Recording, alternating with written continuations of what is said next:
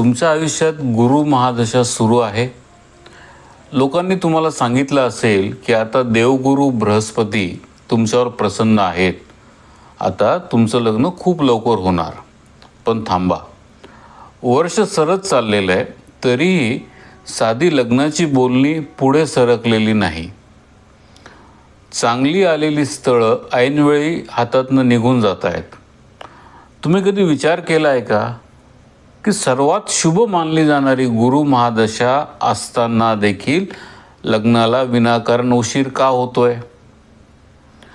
कारण गुरु महादशा सुरू असूनही कुंडलीमधील एका गुप्त ग्रहाचा अडथळा किंवा साथ जोपर्यंत मिळत नाही तोपर्यंत विवाहाची सनई वाजतच नाही.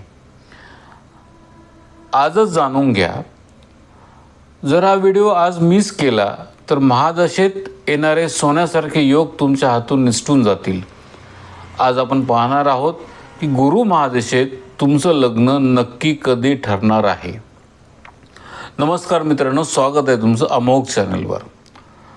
जर तुमच्या किंवा तुमच्या घरातील मुलामुलींच्या लग्नात अडचणी येत असतील तर हा व्हिडिओ शेवटपर्यंत तुम्ही पहा. तुमच्या आयुष्यातील विवाहाचे सर्व मार्ग मोकळे करणार आहेत. एकही सेकंद स्किप न करता हा व्हिडिओ शेवटपर्यंत पहा.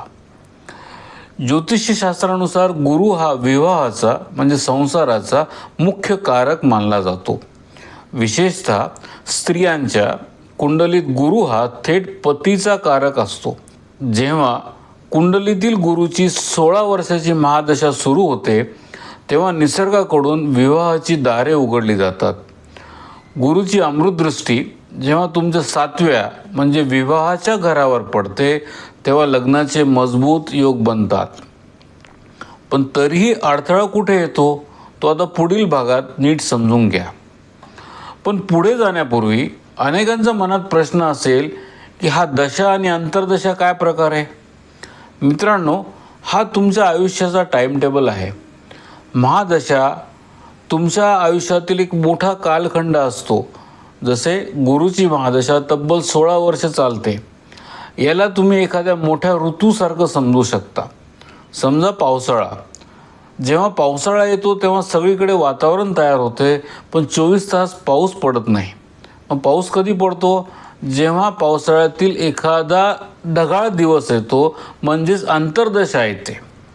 अंतर्दशा हा महादशेच्या आत येणाऱ्या काही महिन्यांचा छोटा छोटा काळ असतो जो प्रत्यक्षात तुमच्या आयुष्यात घटना घडून आणतो.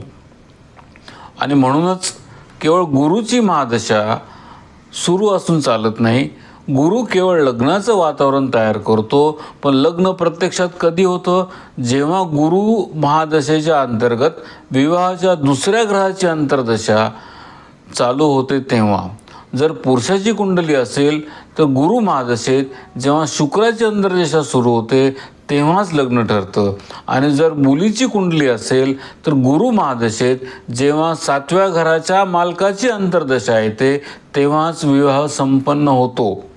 तुमच्या कुंडलीत सध्या कोणती अंतर्दशा चालू आहे लगेच तपासा, नाहीतर लग्नाची ही सुवर्ण संधी हातची निघून जाईल. आता हा भाग अतिशय गंभीर आहे, वेळीच लक्ष द्या.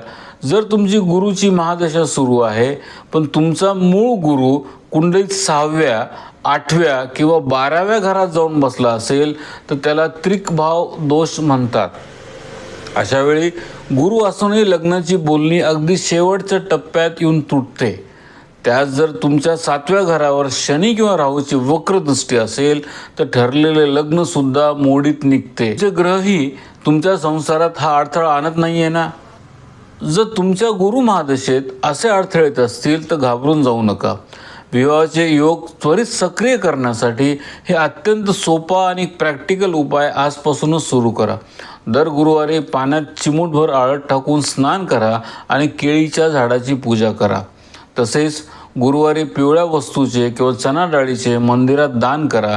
यामुळे गुरुग्रहाची शुभ ऊर्जा वाढून विवाहामधले अडथळे लगेच दूर होतात. मित्रांनो, नशिबातील अडथळे दूर करण्यासाठी वेळेवर केलेले उपाय अतिशय महत्त्वाचे असतात. तुमच्या कुंडलीत गुरु कोणत्या घरात आहे किंवा लग्नाबाबत तुम्हाला नक्की काय अडचण येते, तुमची समस्या खाली कॉमेंटमध्ये नक्की लिहा. आम्ही तुम्हाला मार्गदर्शन करायचा प्रयत्न करू.